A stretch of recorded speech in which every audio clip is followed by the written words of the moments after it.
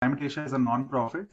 We focus on strengthening the climate action ecosystem through working with organizations on building talent and through organizational development process. And we do this through research. We do this through collaborations with various organizations in terms of thought leadership. And we also work with a lot of individuals who are interested to work in climate action space. So we run various programs that help individuals to transition into the space.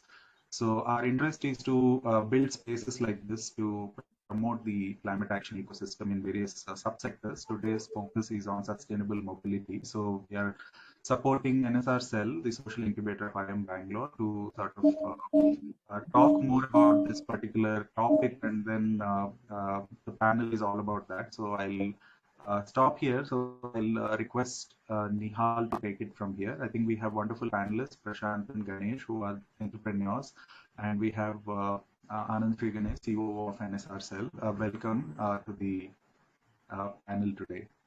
Nihal, over to you.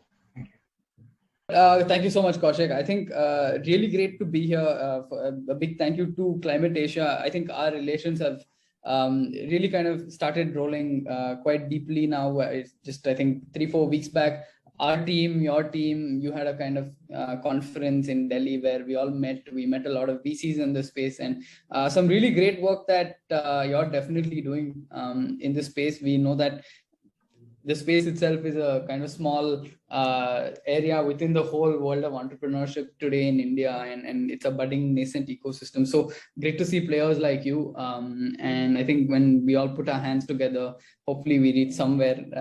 Yeah, thanks to Purnima from your team as well for kind of facilitating all of this. I have my colleague Smriti as well, who will pitch in with a few questions here and there. But I think largely, before I even kick off, some perspective to who we have here today. Prashant is an entrepreneur who we've known for quite some time, right? I think initially, like all entrepreneurs, he was part of various other programs. I think hopefully when he came here, he realized the value of NSRCEL in some sense. We don't really say join a program and then say goodbye at the end of it. He's not part of any current program, but we keep pulling him back for things. And he's like, yeah, how many times will you irritate me? But on the other side of the same coin is also the fact that he was speaking to Skoda just before this through us. So I think in some sense, it's a bit of a community. And Prashant, I think, in the space that he works in, he's the founder of ValetEZ, of course. And the idea that ValetEZ has is initially they started as the name says, a valet company, but soon they pivoted. They realized that there are a lot of parking lots in and around India that could be aggregated, and they built a revenue and business model around that. But today they're also saying, given that we have all of these parking lots, what else can we do? Can we add value adds for the customer? And a big part of that, given EV proliferation today, is of course charging points. So I think it'll be interesting, I think, Prashant, to just kind of get your perspective on the journey. First of all, it's multiple pivots in some sense, and a lot of learnings, not just for you, but for us as well. We learn from our entrepreneurs as much as our entrepreneurs learn from us. So yeah, great to have you. And Thank you. Secondly, we have, of course, Ganesh. Funnily enough, one of my colleagues, Ashna, who couldn't be here today because she's traveling, used to work with Ganesh as part of SAS Mafia, and Ganesh is one of the 4 key stakeholders, directors at SAS Mafia. What they do at SAS Mafia is build a community around entrepreneurship. Not many such communities you see today, right? I think handful, and 2 of them are with us today. The idea is, as a community, we're bringing people together. The same thing that you could have done with 7 phone calls, hopefully you're able to do with 2 or 3, right? And I think that's what Ganesh has been trying to enable in bringing what he calls mafiosos together as part of SAS Mafia, where they do weekly meetups, virtually, physically at times, and it's just, somebody has your back at some point of time. But of course, he's not just founder or director at SAS Mafia, but also a founder himself. who works in the water space a conversation with, because the first thing you asked was, oh yeah, I've been to this campus, but do they have any solutions here? I think that's that kind of go get it attitude that we all love. But great to have you here as well. Right. And thirdly, of course, someone I'm not too unfamiliar with, we chat on a regular basis because he's my boss, our CEO, Anand Ganesh, who I think, given the diverse backgrounds, not many know this and he doesn't like to show it off, but it's very hard to get a IIMA IIT Madras certification, but he's one of the few that, we like to kind of put as our, next to our brand logo, we also put his qualifications. But the idea really is that I think it's not even about the qualifications, right? It's about the thought process. I think that he brings a lot of times. We in the community in entrepreneurship space are, deal makers. We make things happen. We believe in serendipity, but at times Ganesh comes in and says, no, but let's build in some structure here, right? What is the going in hypothesis? What are some learning outcomes? And these are all phrases that we're well accustomed to, because I think he's kind of driven this whole kind of product thinking where we position incubation and just delivery of programs in a very well encapsulated manner. So Ganesh, as usual, a pleasure to have you. And I think in some sense, we'll be kind of digging into some of these thoughts on how you think of incubation as a program, as delivery, but also about the sustainability space and why we focus on this today. But we'll maybe come to that a little later. I thought we could start with this whole entrepreneurial perspective where, to be very honest, it's, like I said initially, it's a budding space in India. I had the pleasure of visiting Berlin about 3 to 4 weeks back, where we kind of did a market survey of some sort in the German ecosystem, and every third, fourth venture is either doing blockchain for energy or something in EV or something in the sustainable space, and you kind of see that everywhere you go, right? Almost every fourth, fifth venture has something like some sustainability component to it, some impact metric. And I think not that we're far away in India, but this focus is coming now, and it's a relatively new kind of development within the Indian market. So I think we also take pride in the fact that all of us today are early entrants in that, in some sense. And so I thought I could start with you, Prashant, in segueing from what I just said, which is the fact that it is a bit of a nascent market, right? So why is it that in your journey, which is you started, like I said, with ValetEZ service, then you said parking lots, but now suddenly you're seeing this little bit of EV proliferation, but you realize that there is a market, right? So what is that market opportunity? Can you size it for us? Is it as big as a tennis ball? Is it as big as a football? I mean, is there money to be made today? And how do you look at it? What is your perspective? Yeah, thanks, Nihal. So I think when we sort of started our journey, and it was me and my co-founder Smith, our basic point was, how do we use tech to solve a real world problem that we have lived experience with? And our sort of anchor points were, the only way to become a more developed country is to move towards urbanization. And that means as cities urbanize more, you're going to have to solve a lot of the mess that make up Indian cities. And one of the biggest elements of the mess is actually parking. Think about it. And when we looked at that in the context of, what are the broader trends from a mobility point of view, we saw two things which were happening. One is, through most of the past decade, you've had the evolution of shared mobility as a way to solve the problem that you can only have so much infrastructure, and how you use it better is part of the solution. And the second is, of course, the early emergence of technologies which would help contribute to sustainable mobility, and electric is a big part of that. And I think you could say this decade is going to be mostly about how do you sort of do sustainable mobility. So that's basically the two themes that we were trying to build around when we looked at it macro, and we could clearly tell that the opportunity in that sense was, first and foremost, as with any entrepreneur, you have to solve a problem for somebody. And once you know that there's a problem, then you find out how many people have that problem, and then how big is the value of the market of that. So obviously, one of the reasons we started our journey with Valet was not because we were thinking we would do a Valet service. Right. It was actually because the Valet solution was the first starting point at which we could directly connect with the consumer and understand, does he have a parking problem? Point one. I hope I'm audible. Yeah. Yeah. Does he have a parking problem to begin with? And secondly, will he pay to solve that problem? That's the primary reason we started the journey with Valet. Because we knew that we would eventually have to solve this problem through, text digitization and automation of parking lots and all of that. But that is, you're dealing with a different, stakeholder there, which is the owner of supply. Now, in parking, you have to ultimately solve the problem by solving the problem of supply. But you are solving for the end consumer, and if the consumer is not willing to pay, then you don't know how big the market. So we still remember that it took us 14 days to get the first customer to pay for our service. He actually paid. We were in JNC in Koramangala. And the day he paid, our manager on the ground called us and said, should I take money? And we said, the first thing we said is, of course. That's the whole point. If we don't take money, how do we know we're going to make a business? Yeah. So we always focused on revenue from day one in that sense. And that's the way for us to understand the size of the market. Now, we know that parking is parking as a problem and a pain point is a lived experience for people in every city. Maybe it is 5 years ago a city problem, mainly in the top 10, top 15 cities. Today, you could say it's in the top 40, 50 cities. We know that before the end of this decade, we'll have at least a couple hundred cities in India where this is going to be a serious problem. Because the problem isn't going away. So we know that we have a growing market and a potentially large market. Because globally, this is a $100 billion plus industry.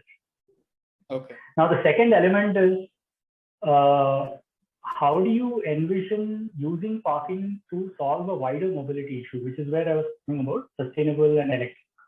And our own thesis has always been that, see, EVs are one way to go for a large part of the vehicle stock to move from fossil fuels. Not all, but large part. Maybe that large part is more, pointed towards two-wheelers and three-wheelers. Maybe less so in cars and Indian context. But that's the vehicle which is on the road. I mean, you look out of your window in Bangalore and you will find 5 two-wheelers for every single four-wheeler. And they are probably electric is the best way to go. And the best place to charge your vehicle is actually when you are stationary. And also you want to have the convenience of leaving your vehicle to charge while you're doing other things. And the best place you can do that is park. And obviously there are 230 million two-wheelers in India today on the road. Yeah. And every year 20 million sell. So that's a huge market. Right. So that's kind of how we add up this whole.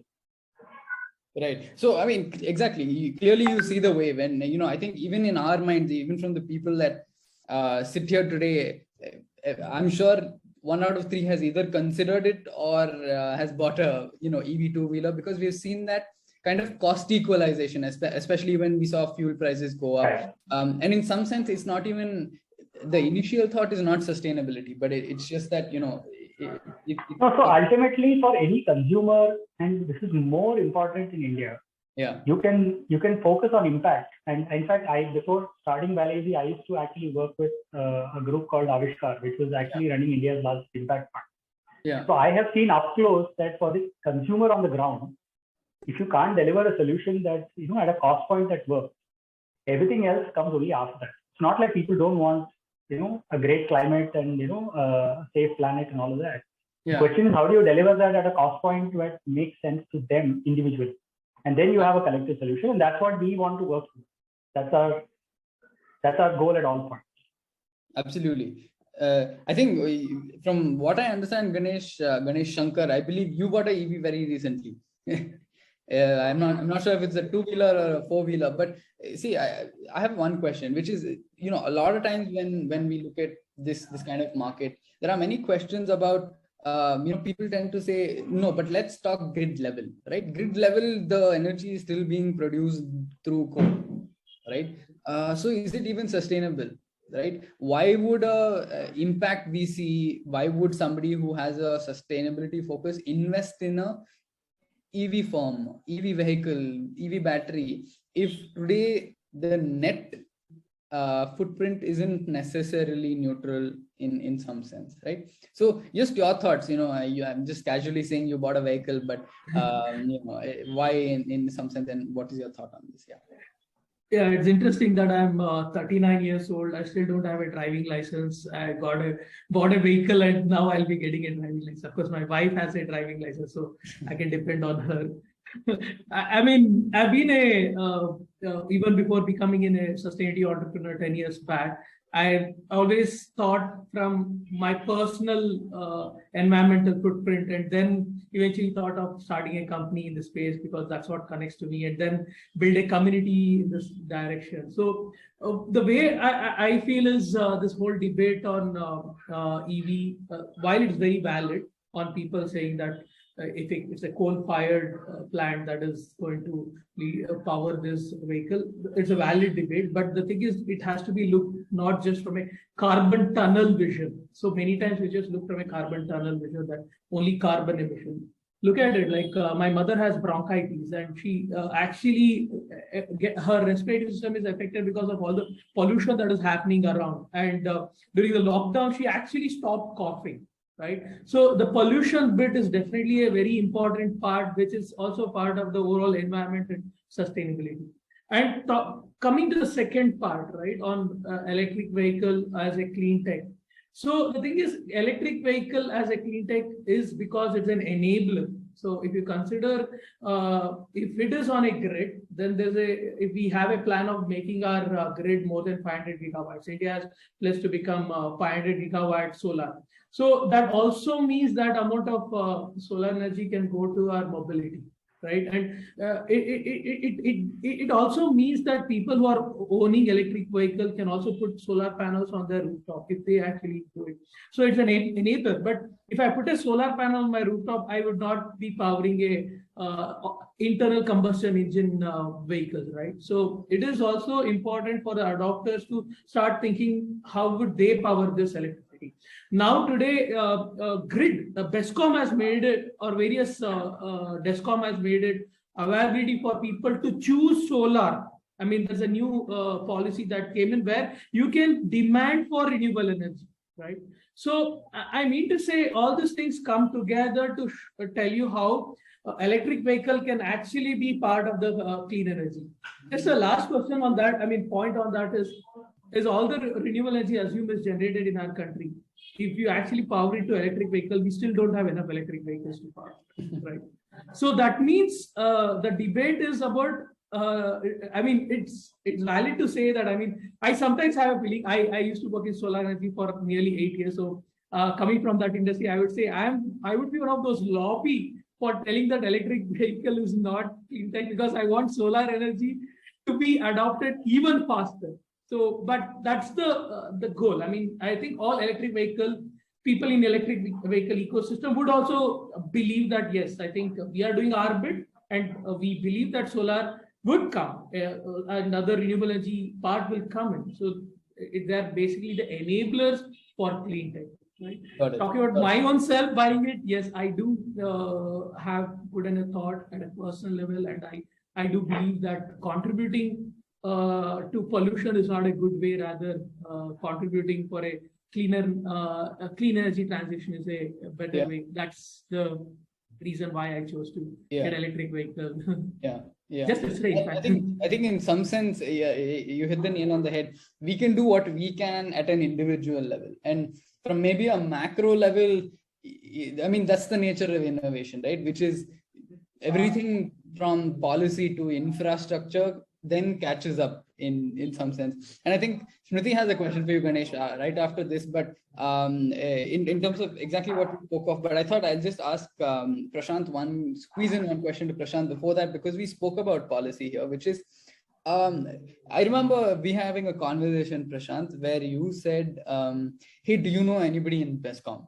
Right? And the idea was, I believe you said, today there is no standardization in terms of the pricing at a charging point level for consumers. And we don't know how to price it ourselves, because there are all these vagaries around it. And I remember we connected you to a few people, ARAI, and then for whatever reason, it so happened that we manufactured some serendipity, and now you're on the policy committee, which is advising the government on how you define these prices.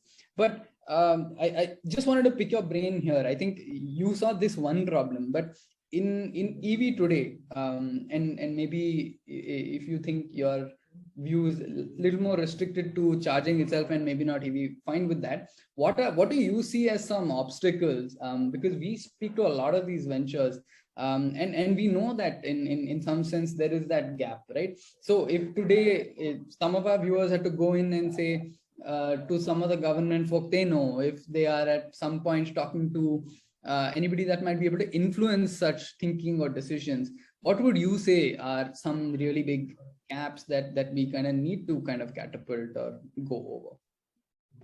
Sure. So I think I was actually making this point, I think 2-3 weeks back, I think when the NSRCEL RMI forum with mycelium happened.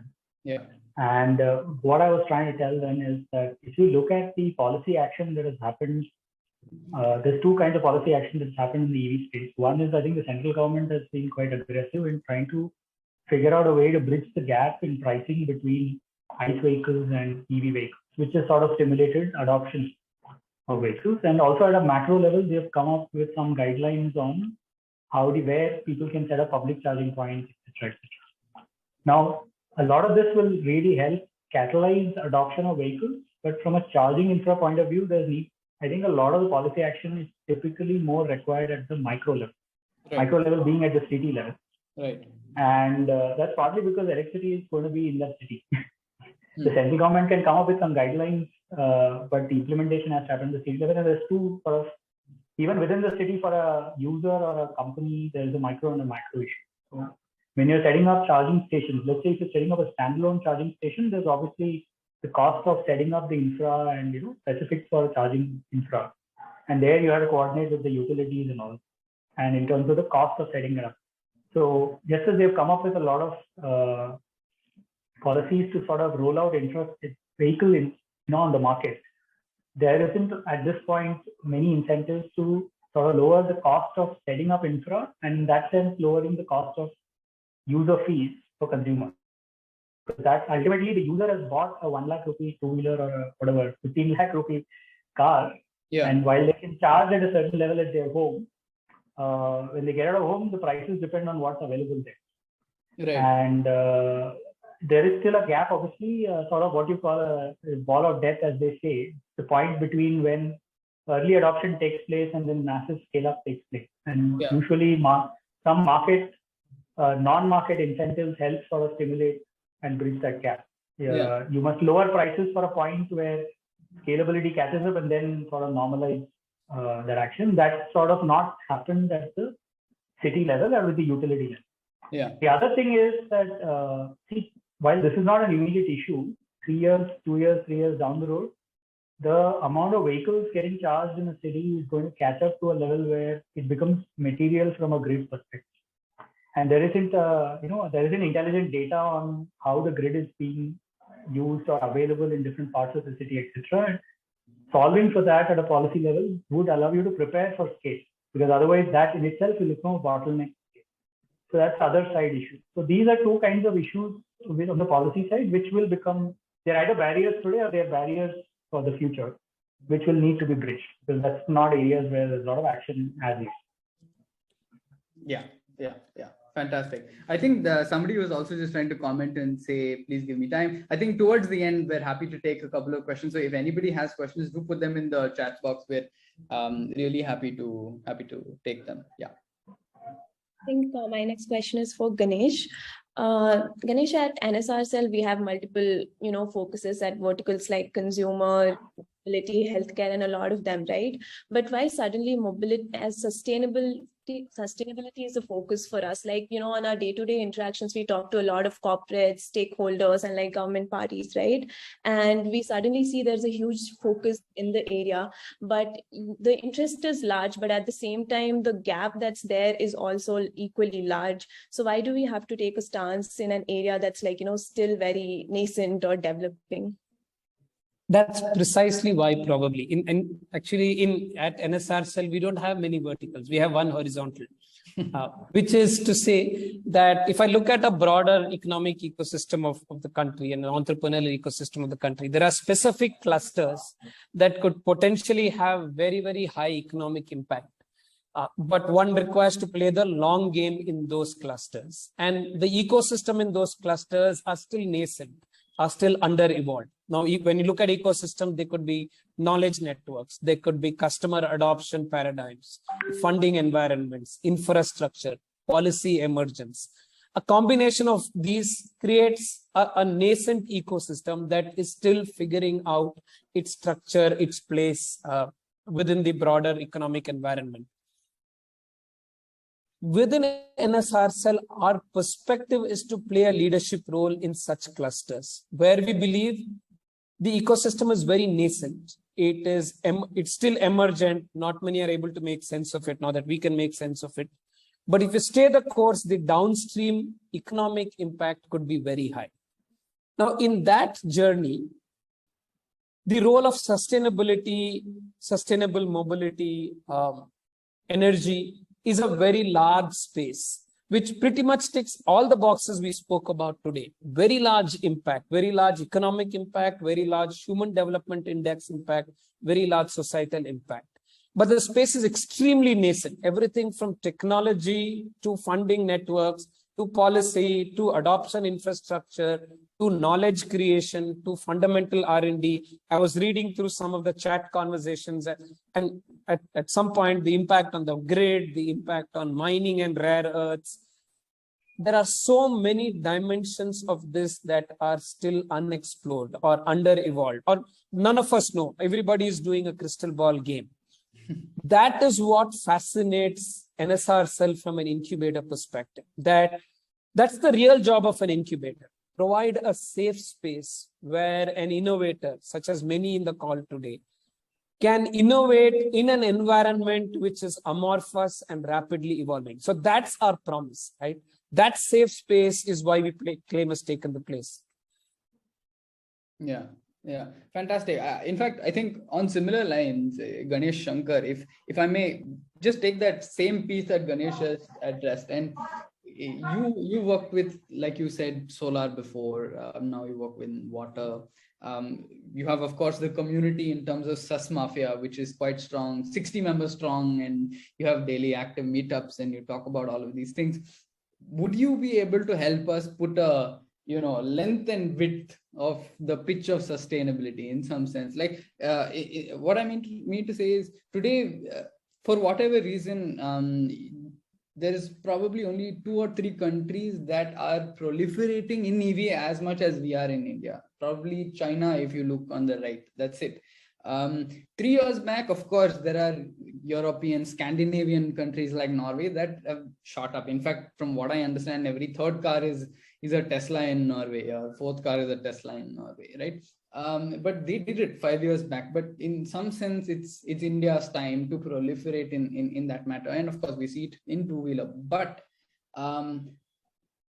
is this synonymous with other sectors as well? Are we seeing the same in solar? I have a Tata Solar on top of my terrace since 15 years. But like after that, we've not really seen cutting edge innovation for whatever reasons, material availability, discoverability, price points, so on and so forth. So yeah, just wanted to take because you have this interesting view of a community of ventures in the area, just wanted to get your perspective.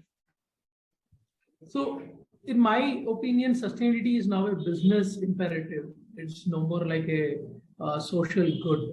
Right? I mean, like if you consider, if you're reducing energy consumption in a building, you save money, right? I mean, you'll also be reducing energy consumption and you'll be reducing carbon footprint, but you're also saving electricity bill.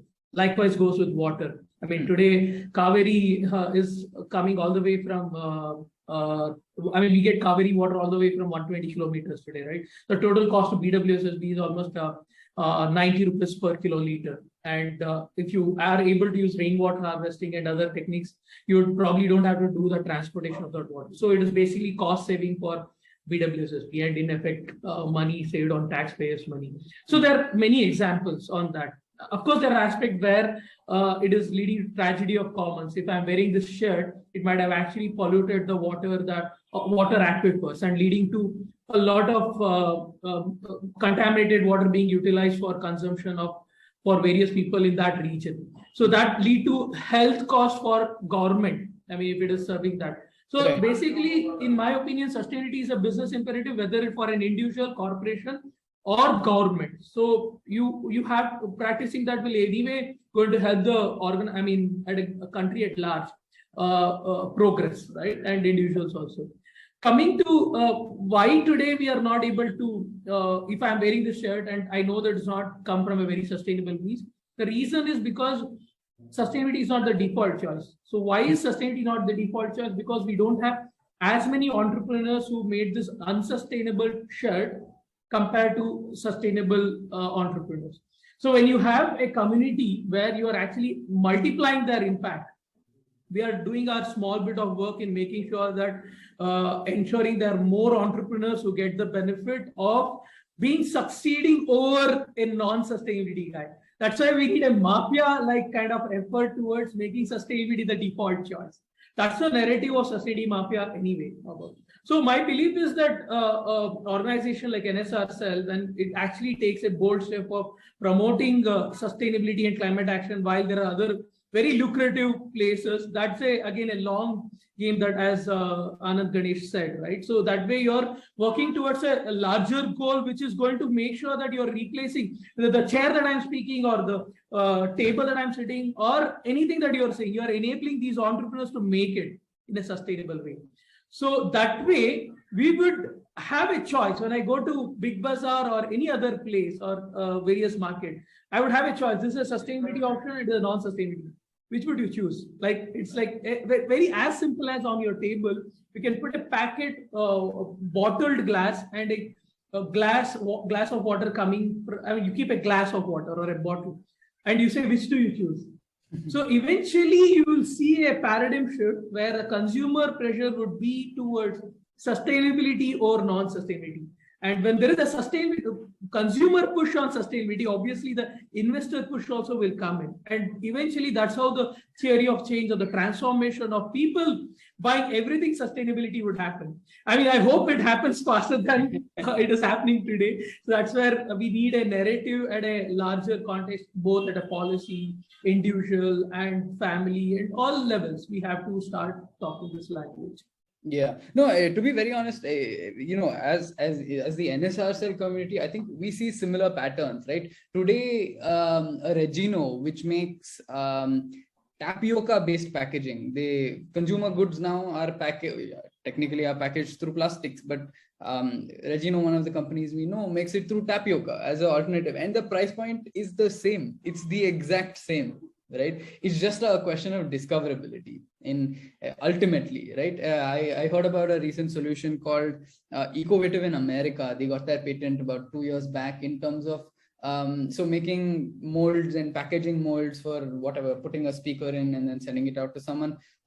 They use mycelium. They use mycelium to generate waste, digested waste from fodder and things like this, made in 2-3 days. Again, price point is the same, but I guess it's about the fact that I never knew that solution was there. And like you, in your analogy, Ganesh, Shankar, if there are two, I'll obviously choose the one that is more sustainable because it's a logical thing to do. But the point is, maybe there weren't those two choices on that same board. Unfortunately, today that choice is somewhere else. Yeah, I'm not able to see it. And discoverability is one of the main issues. But Ganesh, I think, he spoke about how he's building, a community. I just wanted to ask you in terms of how are we building our Mafia, right? Why is community big for us, and how do incubators, in some sense, play a role at all? Because it's like Smriti said, it's a tough space to be because it's high resource. Say an EV, you have to make an EV battery. It'll take you 3 years to develop, test, certify. VCs will say, "Mujhe interest nahi hai." You may have to look at alternative investment funds, or you'll have to look at, say, debt or very specific focused VCs. Gestation periods are long, like I said. in some sense. So it is difficult, but anyway, you did answer why this space, but more importantly, how do we enable it, right, as a community? Yeah. So I think, look, I look at it from 3 dimensions, right? If I look at the broader sustainability space, there are so many perspectives to them. Sustainable mobility is one. You could look at alternative fuels, alternative materials, alternative sources of energy or renewable energy. You could look at green supply chains. You could look at carbon. You could look, and so on and so forth, right? You could look at last mile connectivity, sustainable logistics, manufacturing sustenance, so on and so forth. There are so many perspectives within which entrepreneurial energy can contribute to the larger systemic change that is called for here. One strong perspective in that is the sustainable mobility space that we've currently embarked on. Right? As an incubator, one is what we do philosophically, which is a safe and which is as critical, even if I say it philosophically, and the other is more tangible. Right? The first part is a safe space to iterate. And when an entrepreneur comes either through passion or through a strong point of view on how the ecosystem is going to evolve, and therefore constructs an entrepreneurial offering, a product or a service offering, he's taking a bet on how the sine curve will emerge, right? And that process of iteration requires an environment where there is a safe sandbox of iterating on the business model, iterating on a technology roadmap, understanding product engineering choices. You talked of how to capitalize the organization through any form of sources of funding. I would expand that to say, what are the number of ways in which one could mobilize resources? Resources could be a combination of man, machine, money, material. Right? How would one look at emergence of technology, especially things like standards and policy, within which a product offering needs to fit in? This might make the founding team pivot, discover, rediscover, invent, adopt, chop, change. What the role of an incubator in that environment becomes hypercritical. Right? So therefore, what does the incubator provide? Which is the second more tangible. The foundation, of course, is knowledge capability, the ability of a founding team to navigate this uncertainty through a structured, methodical way of approaching a set of risks, decisions, choices. Right? You now complement that by bringing together the ecosystem of a few things we talked about. How about corporate partners? Deep engineering, technology, infrastructure, labs, certification providers, policy experts and policy think tanks who can help the entrepreneur unravel the space itself so that you take logical product market choices, knowing how the policy may evolve or what the policy may constrain. Go-to-market enablers, testing infrastructure, prototyping capability. So you try to bring in this ecosystem that enables a reasonable reduction in risk in the journey. What do we do as an incubator is fundamentally help reduce the probability of mortality. If God is kind, you accelerate the probability of success. At best, though, you reduce the probability of mortality, which is therefore product market fits that handle every cusp in a customer adoption journey or a technology adoption journey. Structuring this is our role. Through that journey, bringing together like-minded people, and some of us, you guys spoke about the idea of serendipity. Right? The idea of going through this journey with 16, 18 other entrepreneurs is a tremendous value add. That's a sheer multiplier effect of a set of founding teams discovering the space in a collective manner, right? Discovering their own perspectives, their own approaches to sales, marketing, engineering, hiring, and being able to learn and feed off one another. Just that collective energy of a set of people trying to crack an unstructured evolving space. So a combination of these three is what we provide that we're very proud of. Of course, outside of all of this, the foundation is our passion for the space. We deeply believe that entrepreneurial energy and an entrepreneurial lens can make a fundamental change to the trajectory both of adoption and sustenance of this sector itself. That's our passion, right? Being in so many ways, being part of an evolution of that journey is our passion. And that's the foundation to what we're providing as an incubator. We love this. Yeah. Thanks, Ganesh. So I think I'll take the next question for Prashant. So Prashant, since Nihal mentioned about funding, I just want to understand from you, what has been the conversations with VCs or angels that you speak to? Because, suddenly there is, in the EV space, in the EV charging space, suddenly there's been so much explosion. It's suddenly become a very crowded market, and, a lot of ventures, like every day as NSRCEL, we meet around, 7 to 8 EV ventures who are in the charging space. I was talking to you about that before as well, right? So kind of just wanted to understand, is there sort of saturation in terms of that, the funding? Sure. So I think I think when you see any kind of sudden explosion in terms of opportunity, I think the initial burst is basically about a lot of people trying to get in and trying to rotate. I think we are kind of in that sort of phase from an EV and an EV charge. It's true of EVs as well. I don't know how many people know that there are 78 two-wheeler EV manufacturers. We must remember that in ICE engines, there are only 5, right? So you have to ask the question, who's going to support 78 players? I think we are in that phase in the industry evolution, which is the point at which there is an explosion of activity and a lot of people are trying to find a niche in the market or a play in the market that they can scale up. So I don't think in that sense there is anything wrong with so many players.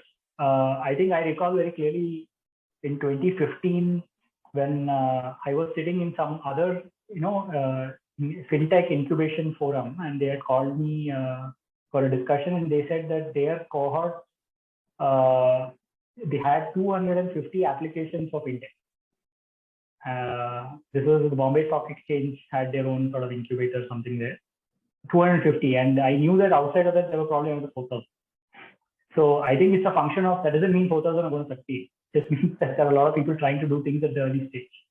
I think from a VC perspective, there's two things. Obviously, there's tremendous interest because they're seeing that they're probably at the cusp of a massive revolution taking place in terms of EV adoption. Partly because government policy is driving it in a macro phase. So, and also because people are seeing some important factors come together. But at the same time, you will also see that there are a lot of investors who would be trying to figure out exactly where is this all going. Because there's so much activity going on in so many different directions.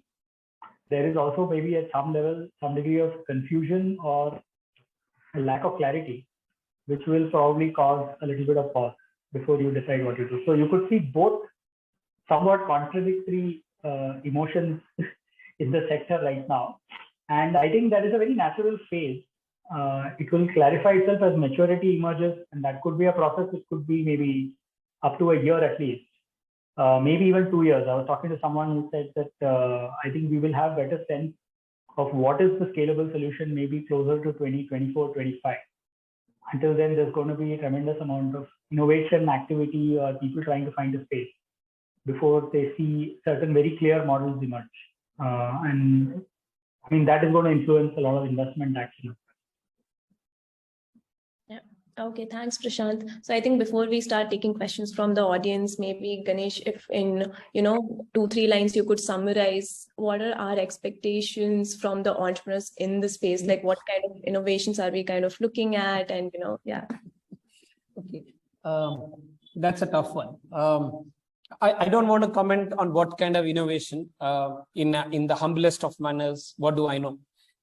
But I definitely want perspective on the kind of founding teams. Right? As with many emerging sectors, the willingness and ability to deal with such an amorphous situation is critical. You're also taking a bet. You're of course taking a bet with your own career. You're also taking a bet with your organization. You're also taking a bet in an environment which is highly fragmented. We talked about 78 two-wheeler manufacturers. And that's also a fairly polarized market. There are some very large corporate players. There are many nimble entrepreneurs, and it's a highly polarized market. And this level of ambiguity and willingness to work through this level of ambiguity is a very fundamental entrepreneurial tenet, right? So that degree of tenacity. The other one is what Nihal said. Now, this is at this point of time a resource-intensive sector. It demands a a degree of capital, a degree of infrastructure, a degree of early R&D that might get monetized over a period of time. So that ability to be agile when you are in a somewhat capital intensive environment is a very peculiar trait. There's not many parallels we would find in the entrepreneurial ecosystem. Right? You tend to talk about things like asset light and IP heavy and those kind of terms get bandied about. This sector has a very peculiar behavior. It's a combination of a few things that come together. And that requires a founding team capability that's able to toggle that, right? You require agility while you require to be able to do fundamental innovation and R&D. And to be able to club that together is a rare talent. I don't think there are templates for it. So we might look at traits like this as, one doesn't know, but as, let me say, potential determinants of someone who can stay the course and probably be the next great impact in the ecosystem here. Yeah. Thanks, Ganesh. I think to quote you, since we love it, we're just happy to kind of wet and look at all kinds of applications that come in. The idea really is, like you said, we don't know. We just hope that something beautiful lands in our kitty and we're like, wow, let's do everything in our capability to help scale in whatever humble manner that we are able to add some benefit. So I thought before we close, I think we've had quite an interesting perspective from three different kinds of people: one who runs a community, one who looks at incubation as a model, as a product, and the third full-bred entrepreneur in a space that's really going 4x 5x. And just thought maybe we could take some audience questions before we close. I'm just scrolling up. I think there's maybe one or two that we can take in the interest of time as well. I think Vinod Valluri said, I love EVs as an idea, but what about rare earth extraction and concomitant impacts from billions of standard oil-based automobiles? So I think, like I said, that question about grid level energy, it goes back to that 50,000 feet level of where things are today, and in some sense, how do we catch up to sustainable practices? I don't know, maybe between Prashant and Ganesh, Shankar, do one of Ganesh, Anand Ganesh is the first hands up. Go ahead, Ganesh, and then we'll ask the others. Yeah, because I want to say something that nobody else might say, because you should be willing to say, I don't know. Right? Here is my perspective, and it might be, like you said, a little 10,000 feet. Imagine this as a complex network of systems, right? Many things need to come together and many nodes need to work together to allow the system to change, right? We often think of things in a very linear manner. If I adopt two-wheelers, electric two-wheelers, life will change. If all energy production moves to nuclear or solar, life will change. Or if all transportation moves to public transportation, life will change. It's interesting that in this system, if you think of it as just systems thinking approach, many things need to come together, right? In my mind, there are multiple bullwhips that happen. There is a consumer demand for electric vehicles. There is a revolution in energy generation towards moving to cleaner energy sources. There is willingness to adopt more sustainable transportation logistics practices. There are alternative materials and fuels being discovered. A combination of this will, and someone in the scroll also mentioned about the 3%, 2.5%, and it's damn sad. I mean, even 2 years ago, we were saying 1.5 degrees, and now we are saying 3 degrees, and it's like hey, how did we grow 100% in risk in 2 years' time? What is happening here? But it's not one bullet, right? It's for a system, for a complex system to change, multiple things need to happen simultaneously. And at some point, that tipping point will occur. We unfortunately can't mathematically say if that tipping point is 7 months from today because these 3 things are happening, or 27 months from today because these 5 countries are adopting. That degree of certainty is not there. As an entrepreneur, that should not prevent me. And that perspective, I think, is tough, but critical. Yeah. No, exactly. I think well summarized. In some sense, you just hope and pray that things will catch up. No, it's not hope and pray. It's how systems change, right? Why? I mean, it's easy to look at historic technology evolution paradigms, right? Why did we move from from horse carriages to trains to two-wheelers and motorized vehicles, there was a systemic change that happened. Who needed to build rail tracks for engines to run, and who needed to mine fuel for the engines to be fueled. A bunch of things came together simultaneously, and that's what is demanded when a system changes. Because we're in the middle of it, of course, none of us can observe it that way. It's only hindsight that will give us wisdom. Correct. No, I was going to say, we hope and pray that, today ICE engines are still getting efficient with Bharat Stage 6. Hopefully the shift isn't as much. It's 6 years instead of 25 or whatever, right? I mean, on a time scale basis rather. But interesting one here, I think. I just want to add to that rare earth. So the thing is, it's a valid question, but at the same time, what we should also understand is that, as Ganesh Anand said, there's innovation happening continuously. So it should not be understood that this is the status quo for rest of our life, that this is the battery technology. Since it's, as he said, it's a systemic way, battery is a component in the system, and innovation in battery technology is simultaneously happening. I mean, my alma mater, Institute of Science, I know there are a lot of people working on various chemical engineers working on flow battery, but I mean, in MIT, there's a Sadoway group. They came up with a liquid metal batteries almost 10 years back. Today, Reliance has invested almost $44 million on Ambri, which is the technology that came out of Sadoway group. So I mean, say there is an evolution of all these things, and we should always be moving towards better goals than just take we can't boil the ocean. So I'll stop here. Yeah, awesome. Thanks, Ganesh. Quick thank you to everyone from Climate Asia for organizing this, but also, I mean, for a very enriching discussion to our panel. Prashant and the two Ganeshas, if I may say. I should have maybe said G1, G2 for lack of confusion, but it is what it is. And of course, Smriti had some interesting questions as well. So just in general, thank you for being here, and good to have you all. Thank you. Thank you, everyone. Thanks, Nihal. Have a good evening. Yeah, bye, all of you. Thank you.